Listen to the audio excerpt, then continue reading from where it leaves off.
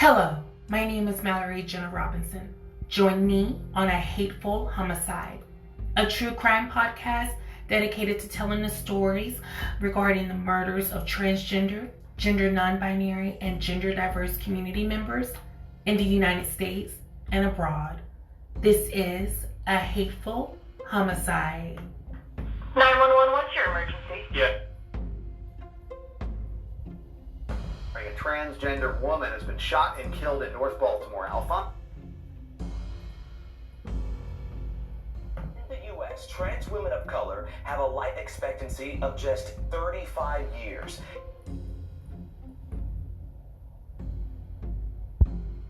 This happens on a daily. Another one of my friends got killed right up the street from here. These cases are true. The victims are real, and their voices matter. This is A Hateful Homicide.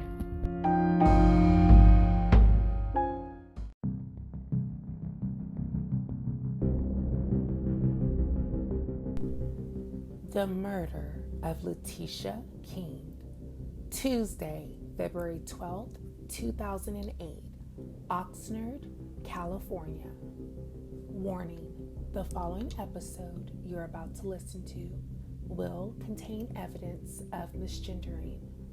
Listening discretion is advised. You could see the collective worry on their faces. These parents anxiously waited for their children to be let out of school, hoping their youngsters had not been hurt by a teenage gunman who shot and wounded a 15-year-old boy. I was in the PE area, and I just heard it because a friend called their brother on a cell phone, and they told him what happened. That's all I know. Police say the shooting happened inside a computer lab at E.O. Green Junior High in Oxnard, California, a town about 65 miles northwest of Los Angeles. The school district says 22 other students witnessed the gunfire. 14-year-old Jocelyn Salinas says she knows the victim. I'm just very devastated that he got shot because he's my friend. Salinas and more than 1,000 students like her sat waiting for hours inside the confines of the school, kept on lockdown, while authorities made sure everything was safe. During that time, many moms and dads could not contact their kids. They're not allowed to use cell phones, and an emergency like that, sometimes I was calling and he wouldn't pick up because they're not allowed. One by one, parents who had waited outside in the hot sun since the morning filed in and collected their children. The first thing I did is took up my car and came around, and I noticed it was a lockdown in school, and that's what the police said. So I just waited a while till one of the policemen came and gathered everybody at the park right there. In cases like this, we don't know exactly what we have. We don't know if it's an isolated incident or maybe there's different things happening simultaneously in different classrooms. So the important thing was to lock it down, which we did. Police arrested a 14-year-old for pulling the trigger. Officers found him only blocks away from the middle school. He could face an attempted murder charge. It's premature, I think, at this point to determine the motive. The Oxnard police spokesman says the two boys had been in some kind of dispute before the shooting happened.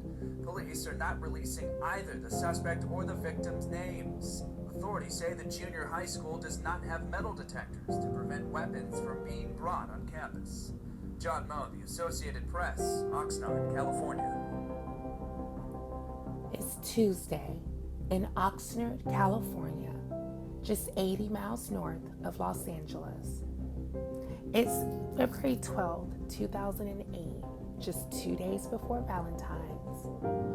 15-year-old African-American, gender non-conforming, and also transgender teen, 15-year-old Latisha King, had went to school that day. She had an assignment on a World War II project that was due. Her teacher, Dawn Bolding, encouraged her and the rest of her classmates, including 14-year-old cisgendered male white supremacist Brandon McCurney. The two had this complex history of fighting with each other. It all stemmed back around Halloween of 2007, just about 4 months before the hateful homicide. Latisha at this time also was going by Larry. At this time in 2007, 2008, when the hateful homicide occurred, there was still this very misunderstanding of gender expression and gender identity. And so a lot of the evidence that we're going to hear throughout this episode, again, welcome my audience, thank you for tuning in. A lot of things that we're going to hear is going to be in reference from a period where Latisha wasn't quite fully able to express herself as Latisha, but we do have evidence, and I'm going to be sharing that information with you all on where we did uncover that Latisha was truly wanting to be herself in that space. And that's going to be also given in some testimony from Dawn Bolding, the teacher where the hateful homicide occurred. She was the teacher in the classroom. And so what's really heartbreaking about this case as we prepare to go through it today is we really understand this complexity of sexuality, sexual orientation, gender expression, and gender identity. And I think what we need to start having a conversation around, which we haven't in some of our other cases, is really interwoven these concepts of sexuality, sexual orientation, gender identity, and gender expression. How do they all come together? And so you see this, quite clearly in the hateful homicide of Latisha. And so as we go through this case, this deadly Valentine, because what happened, this precipitating factor that led to this Tuesday morning murder would be, the fact that Latisha had actually reached out to Brandon. This was one of the things that had happened just a few days before. And you're going to hear testimony throughout this case where that was evident. It had occurred on the basketball court just the week before. Also, Dawn Bolding will also share some evidence of Latisha being given a dress the Friday before the hateful homicide, and how some students had learned of this, and teachers, and so there's so many different factors that leads to this Tuesday morning murder. But the thing is that Larry, as well as Latisha, did not die on February 12th. Latisha would lay in a coma, medically induced, for 2 days, and then would pass away on the afternoon of Valentine's Day, February 14th, 2008, at the Oxnard County Medical Facility. The biggest picture, right? We know who committed this hateful homicide of Latisha. But what we wanted to understand, and detectives on this case and the classmates and everyone else wanted to understand, was why did this happen? What made this 14-year-old cisgendered male go into the classroom, this computer lab at this middle school, E.O. Green Middle School, on that February 12th morning? And again, you're going to hear some testimony again from the instructor, Dawn Bolding, and she talks about the morning of the murder, and she talks about how she's in the computer lab and the exchange between herself and Brandon, and the exchange between Brandon and Latisha, and then just how all of this unfolded and ultimately leading in Latisha's murder. And so my audience, this case really involves this complexity of mental health too that we need to take a look into. This supremacy complex. Brandon McCurney had also checked out a book at the library called Mein Kampf from Adolf Hitler, which is a book that's very heavily referenced white supremacy. And so, Latisha, who was this beautiful Black trans woman, lighter skin complected, 15-year-old teenager, her and Brandon definitely had totally different intersectionalities. And you can see this unfold between the two. But I want to go backwards a little bit. I want to go back to October 31st of 2007. This was Halloween, and it was also a time where the school dance was about to happen. And so at this time, 14-year-old Latisha who was known for wearing her makeup and her jewelry, and as we go into this, because I just also want to add really quickly that the school was actually in support of Latisha's gender expression and gender fluidity. The school superintendent, Sue Parsons, at the time of Oxnard County, had mentioned that, and to the teachers of Latisha, that Latisha was allowed to wear jewelry and express as female. And so this email was sent out to the entire school, to Latisha's teachers, and also made a note of the bullying that was going on. The bullying specifically began to take more place again around October 31st of 2007.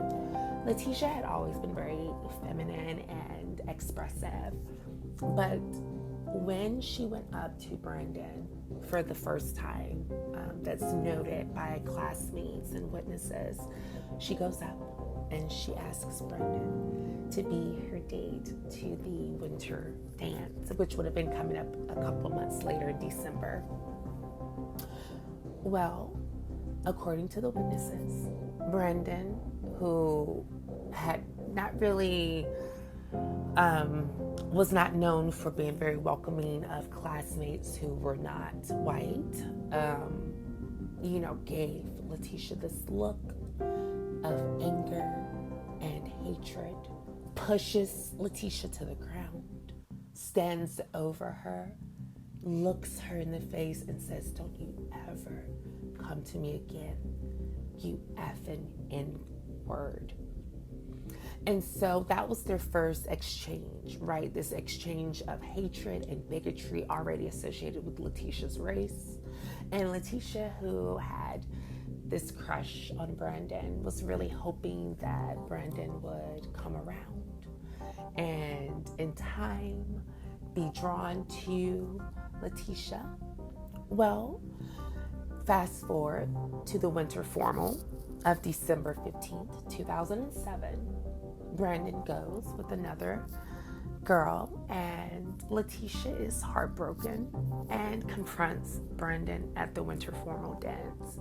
And this leads to another heated exchange. And in between this time, between October 31st and December 15th, there was this campaign of bullying that happened towards Latisha.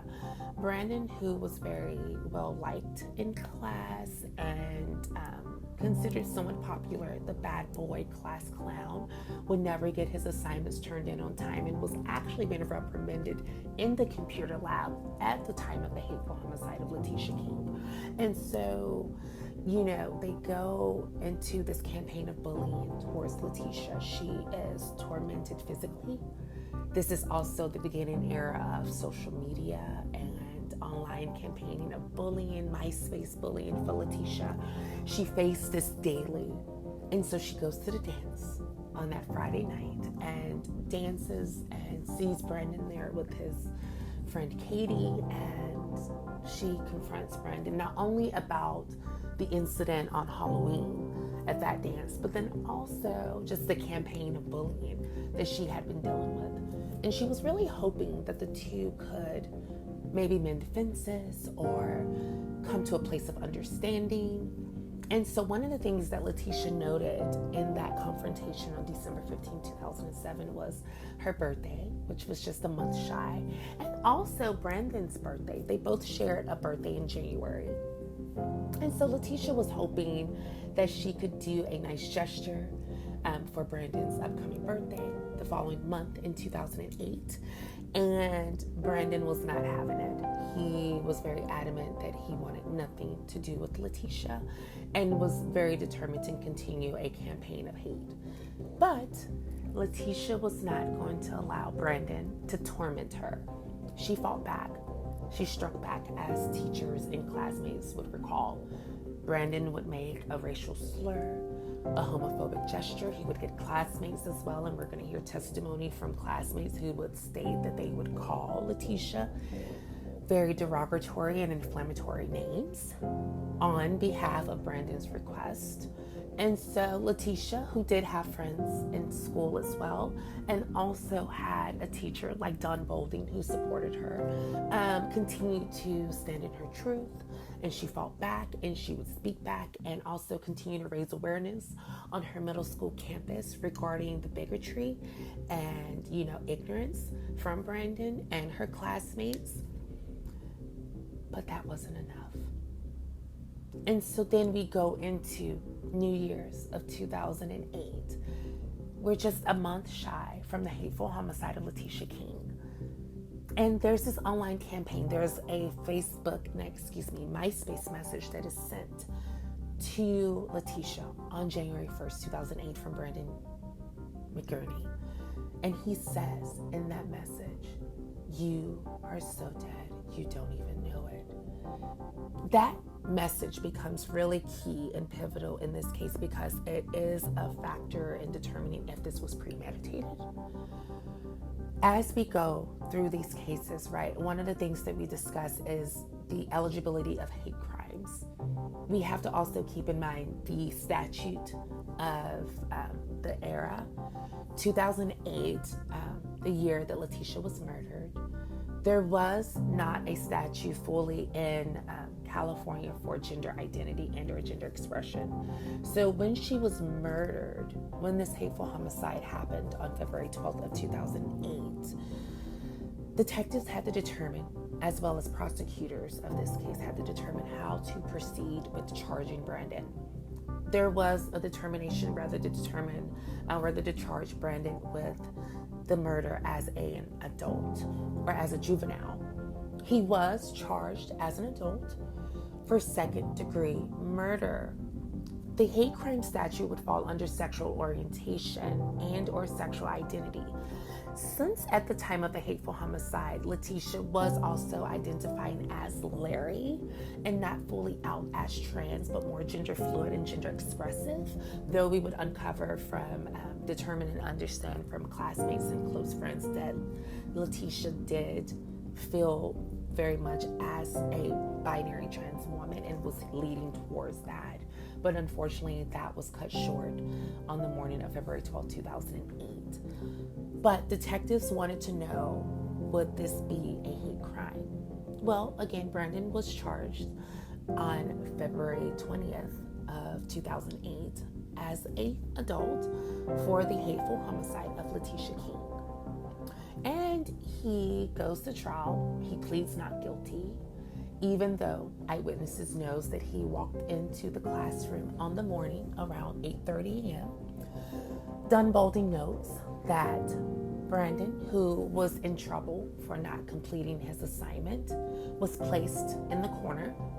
So everyone else who, because this was the final date for the paper, for the World War II project, it was, started over the winter holidays, and so it was due. And they were given the day to submit any final, edits and submissions. And so Dawn Boulding allowed them to go to the computer lab. Brandon, who was notorious for not completing any of his assignments, did not complete that assignment as well and was placed in, timeout. And Latisha, who was known for having some learning disabilities, but also had the support of, learning specialists, was getting this assignment completed and was at her computer. Dawn goes over to assist another student when all of a sudden she hears, as well as the 22 students in the classroom, hears and sees Brandon get out of his chair, approaches Latisha, stands behind her with a .22 revolver, and pulls the gun twice, killing Latisha. She remained alive and was placed in a medically induced coma and succumbed to her injuries on Thursday, February 14th of 2008. Dawn states when she first heard the two bangs, or the first bang, that she thought it was like the computer exploding and that she didn't think that a murder had just happened. But then Brandon fired the gun a second time. Splatter all over the classroom. Students shocked and shocked. Don immediately asks Brandon, what happened? What are you doing? Brandon flees out of the classroom, goes 2 blocks down from E.O. Green Middle School. Don notifies the office staff. They call 911. Students are then placed to leave out of the school.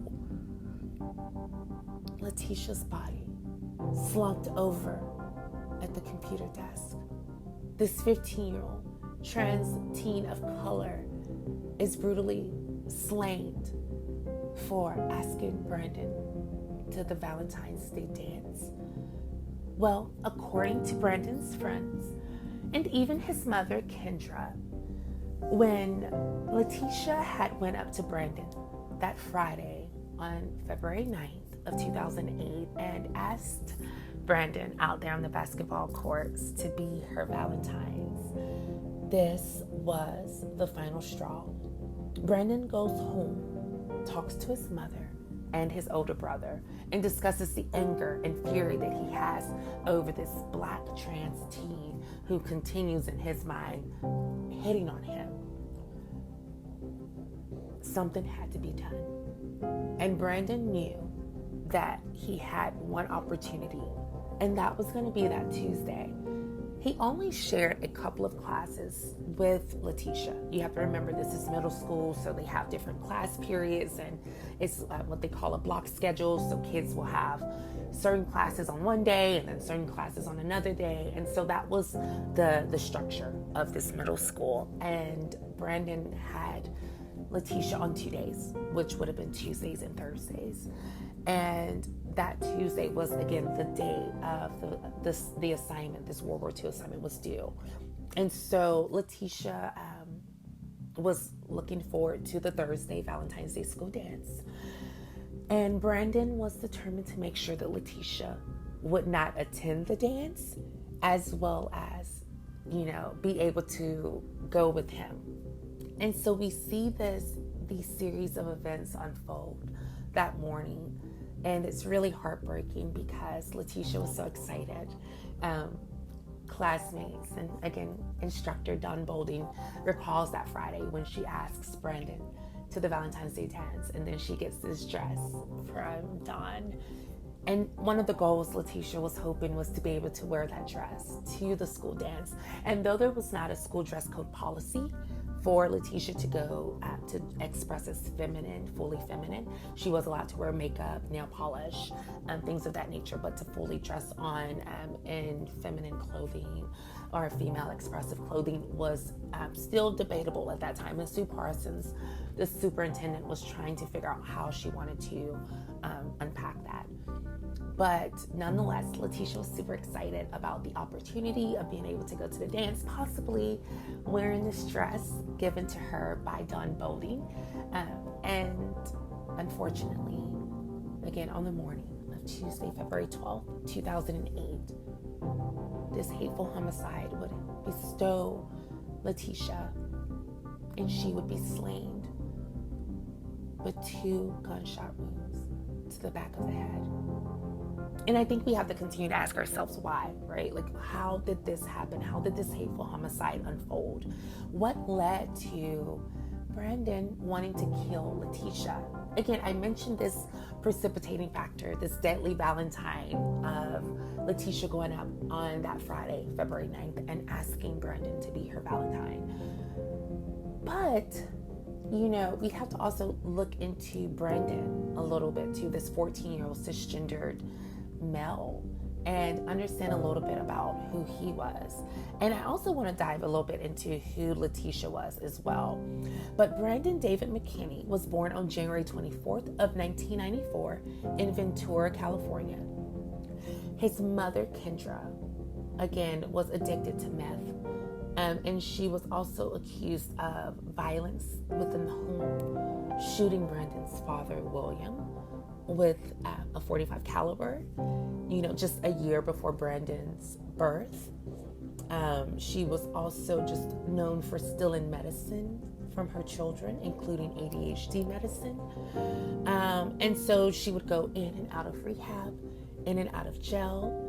His father, William, also was addicted to drugs. And so the mother and father had this history of violence. And Brandon and his older brother was exposed to this.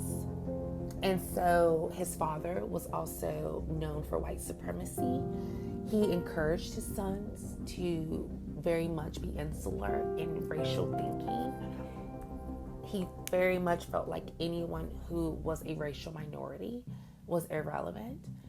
However, what has always fascinated me with this case was the fact that Brandon was going to a school that was diverse, right? And so it's interesting to me that his father, William, who was very much a proponent for white supremacy and encouraged his sons and his wife to also believe in white supremacy and to behave with white supremacy antics.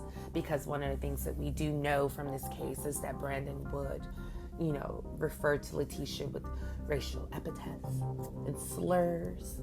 And so all of this, right, this nature versus nurture, we talk about this upbringing when we think of the victims and we think of the perpetrators and how all of this collides into this hateful homicide. And it does not excuse Brandon's behavior, but it gives you this psychological input into who this young man was. Because we're trying to figure out, how does a 14-year-old get a gun, right? There was no school detectors. The school was considered relatively safe.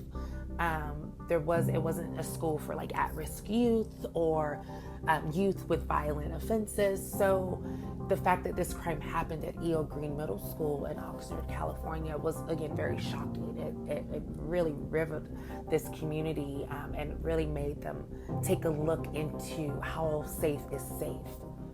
And apparently and unfortunately, as we go back to that morning of February 12, 2008, the school was not safe. And though the school board and the district was doing things and putting policies and procedures into place to support Latisha, it still wasn't enough to be able to defend the bullying in school and cyberbullying that she was facing as a trans teen of color.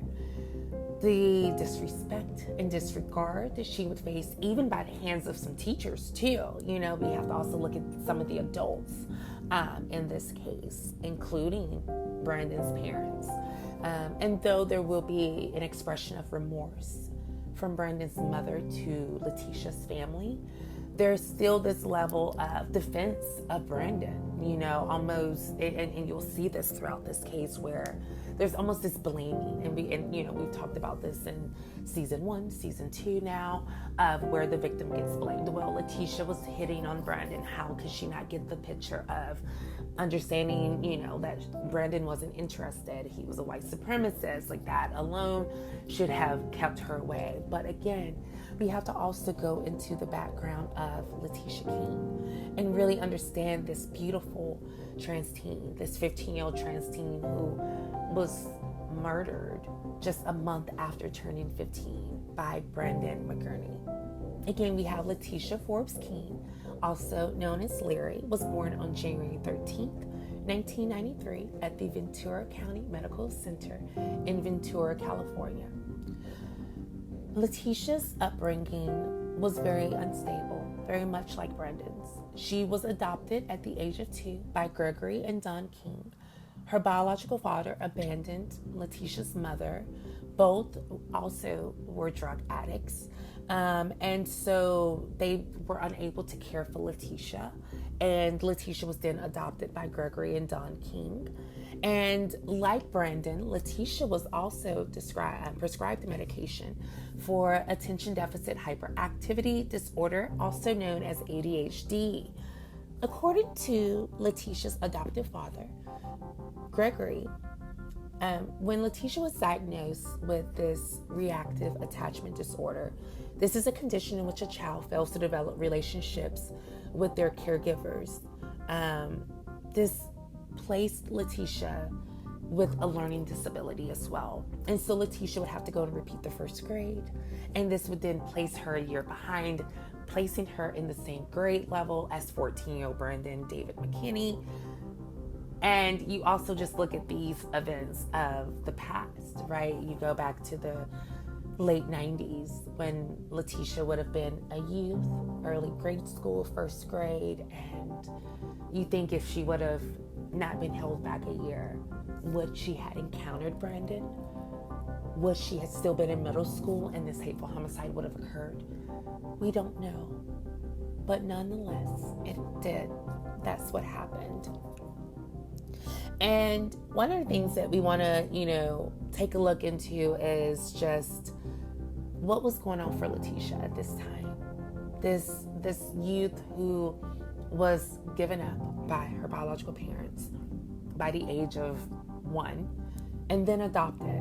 But again, I gave you all this historical time scope of 2007 around Halloween. But I also want to go back into 2007 and take a look into that November. Latisha was placed on probation for theft and vandalism. And she was also removed from her adoptive home and placed into a group home at a treatment facility known as Casa Pacifica. Apparently, Latisha had alleged that her adoptive father, Gregory King, was being physically abusive. And though Gregory has denied this, this was an event that led to Latisha being removed from the home. And so at the time of the hateful homicide, Latisha was she was homeless. She was basically living in a shelter for youth, and that was her living experience. And so the only support that she felt that she had at that time was classmates who were affirming, as well as a couple of teachers like Don Bolding. Well, again, she had bullying occurring, in other schools, but it definitely continued around 2007. Again, when she had, went to E.O. Green Junior High School, and she was wearing women's accessories and clothing, cis women's accessories and clothing, and she also had a younger brother named Rocky, who was also suffering from bullying due to Latisha's gender identity and expression. And so, again, the school was, very supportive of Latisha's gender expression and gender identity. And the email was sent out, a formal notice to every teacher on January 29th of 2008. This was literally like 2 weeks before the hateful homicide.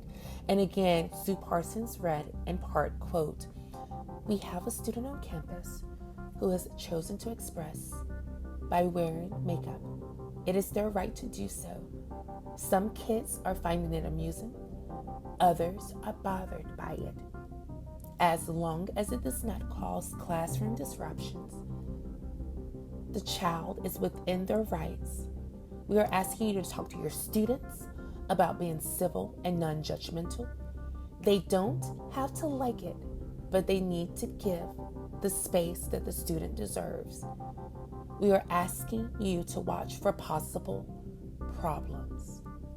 Again, this was sent out on January 29th of 2008, just 2 weeks before the hateful homicide of Latisha King. And so again, now I want to take, just a moment into going into the trial a little bit more about this case, and again, discussing the possibility of hate crimes and the eligibility for that in this hateful homicide of Latisha King. You're thinking about exactly what constitutes a hate crime.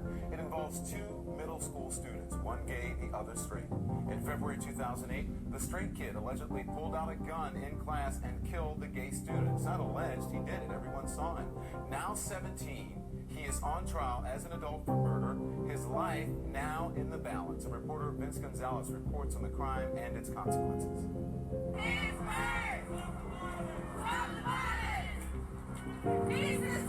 Students marched in Oxnard, California in memory of Lawrence Larry King, a 15-year-old student police say was gunned down by a classmate because he was openly gay. King's murder shocked the Southern California community. It's inconceivable that anybody could be that angry at a kid that was that nice. He's remembered as friendly and outgoing, but fellow students say he became the subject of taunts and bullying in school after speaking out about his sexual orientation and reportedly wearing makeup, lipstick, and jewelry to school. Yeah, that was a very small part of Larry, and just one facet of his life. But the situation apparently escalated, and on February 12th, 14-year-old Brandon McInerney allegedly shot King in the head in the school's computer lab. It was Larry? Larry, it was? McInerney was arrested a few blocks away from campus a short time later. It's over. King was pronounced brain dead at a local hospital. His body was kept alive so his organs could be donated. At the school where McInerney allegedly shot King, some parents say it's time to teach more tolerance in California classrooms. It's sad, but it's not just this district, it's every district. Something really has to be implemented. For CNN, Vince Gonzalez in Los Angeles. You know, at first it looked like a simple hate crime, but as students and teachers testified at the trial last week, a much more complicated picture has begun to emerge. We talked about this tragic case with clinical psychologist Jeff Gardier and reporter Zeke Barlow with the Ventura County Star. The biggest thing that's come out so far is that the day before is when things sort of came to a head. I mean, other students had said that Larry would cast these sort of gazes and make of it what you will, but they cast these gazes at Brandon, and Brandon was obviously uncomfortable with it, and many students would say that Larry would push his sexuality on people who were uncomfortable with it. It was his way of giving back to the boys who were taunting them. He'd give a little back to them. But in the rumors flying around school the day before the shooting was that Larry said in the crowded classroom to Brandon, he said, "I love you, baby." There was another rumor that he asked him to be his Valentine. The shooting happened 2 days before Valentine's Day.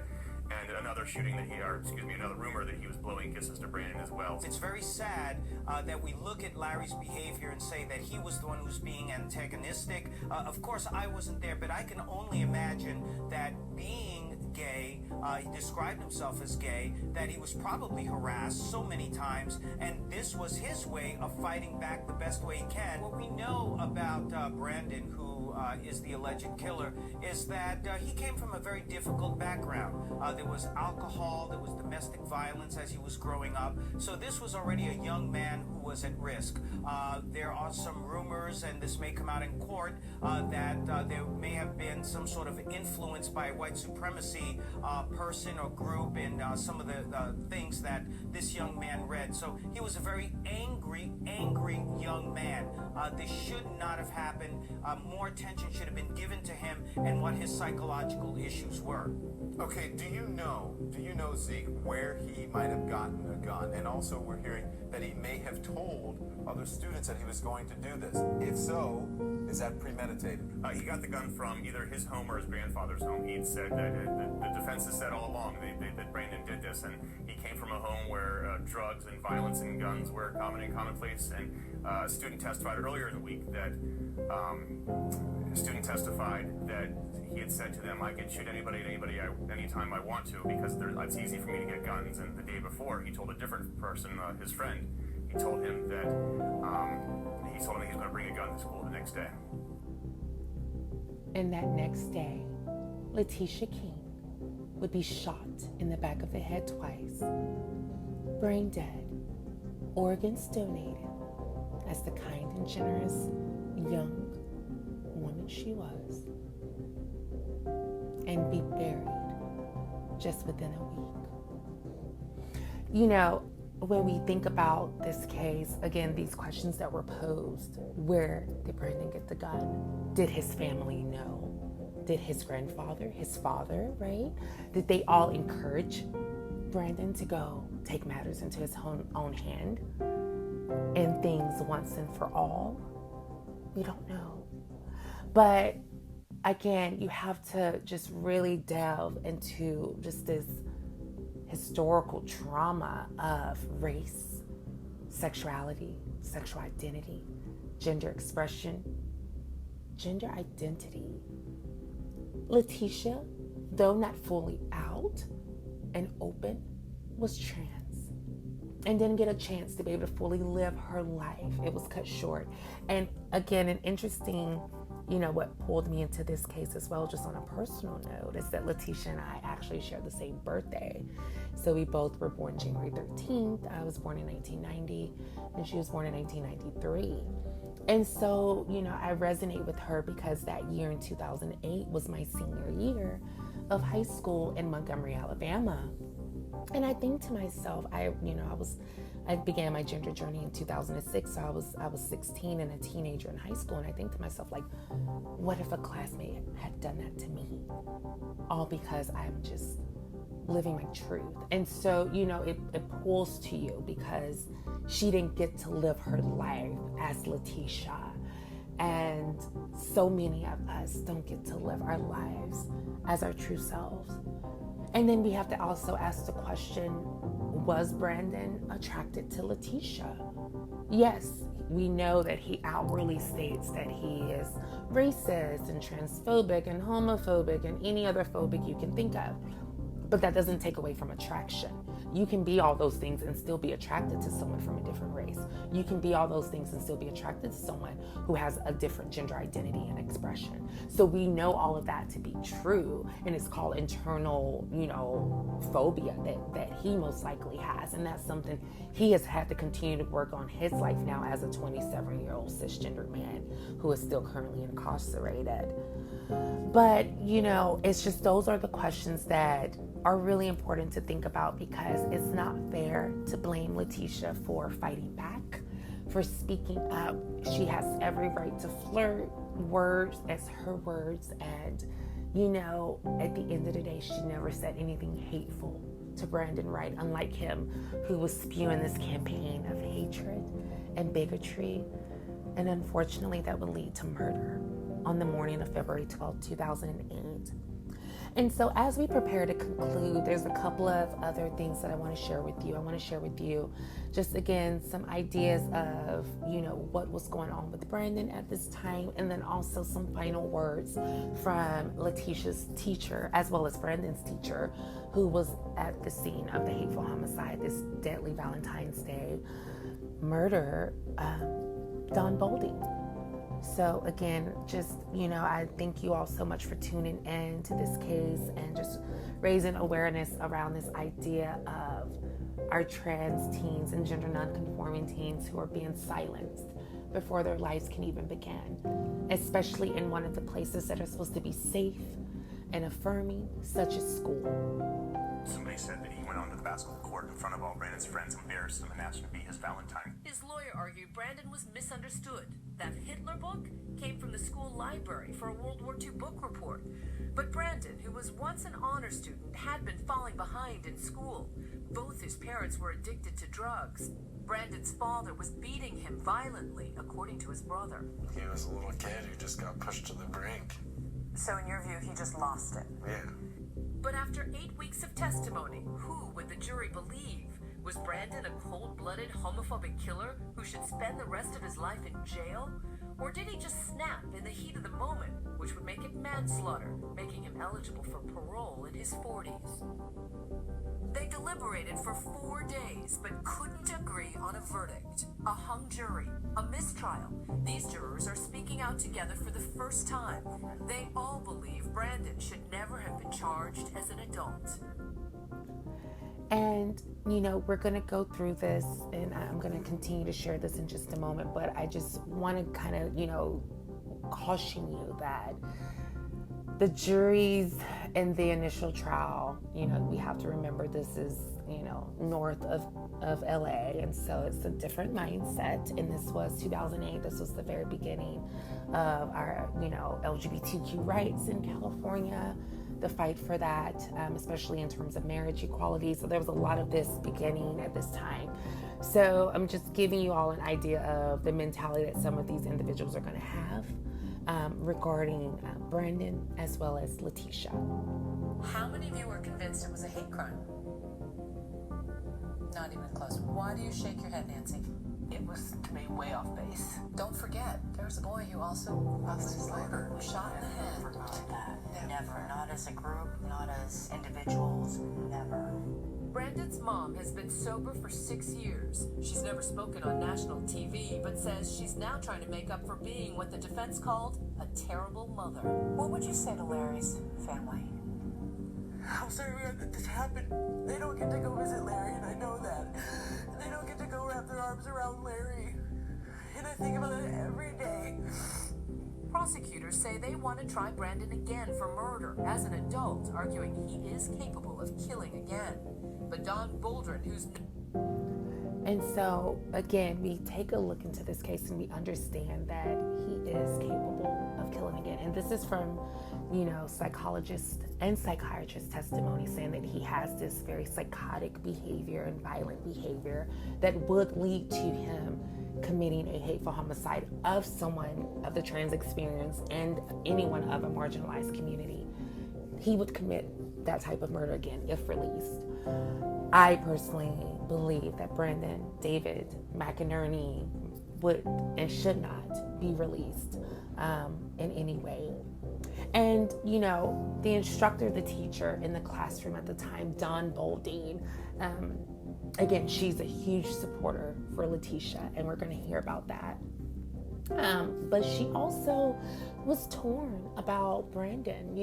Her and Brandon didn't have the closest relationship, but she also factored in his age. And I think for her, for someone who has not went back into teaching, she, would no longer teach after this hateful homicide. It was too traumatic for her. But she shares in an interview with Dr. Drew, her own experience, that, the account of this hateful homicide, but then also just what she has went through since this incident. And so it's just important, again, as we think about the impact of these hateful homicides. And I mentioned when we had season 2, episode 2, the hateful homicide of Kadari, and we heard Kadari's mother and, in this anguish. And you can hear this even in someone who wasn't a relative of Latisha's, just a teacher who had just given Latisha a dress for the Valentine's Day dance 3 days before. And so again, it's just so heartbreaking. But again, as we prepare to conclude, I wanted to share some final words with you all from Dawn Boldine. I'm going to ask. The way I left it was too difficult, so I take me back to that day, as without harming yourself or anybody else. Please take us through what happened that day. It's a normal day. We all got into the classroom. We'd been working on a paper, a World War II essay for about 2.5, 3 weeks. And this was the last day it was due, and I was having them type it. So I had to provide, in essence, the time for the computer in the computer lab, we'd been going back and forth in the computer lab. And Larry's in your class. And Larry's in my class. Where's the other kid? And Brandon's in my class too. They actually sat almost in the same row, but Brandon was behind him and Larry was up in the front. And he just gets up and does this thing? Well, I'm talking about my regular class. We'd already walked, after when the shooting happened, we were in the computer lab, and the computer lab is set up just much like a computer lab. Brandon was sitting up towards the door on his own because I didn't allow him to work on the computer that day. He didn't bring his report, so he couldn't work on the computer. Larry was literally sitting in front of him, working on his computer. Did he pull this weapon out of a bag or something? I didn't even see him pull the gun. You just heard him. I was on the other side of the classroom working with another student, and I think out of the side I might have seen an action, but I definitely heard the shot and you could smell it. It was just like fireworks. And what did you do? Then I turned around and yelled at Brandon, and I asked him what the hell he was doing, because I thought he had exploded the computer. And I yelled at Brandon because he was standing. All the other kids are sitting. When did you first see Larry? I never saw Larry. I don't even know if I saw the gun.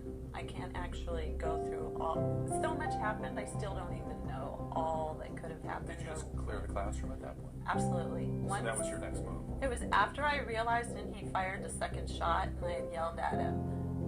He just walked out of the actual classroom.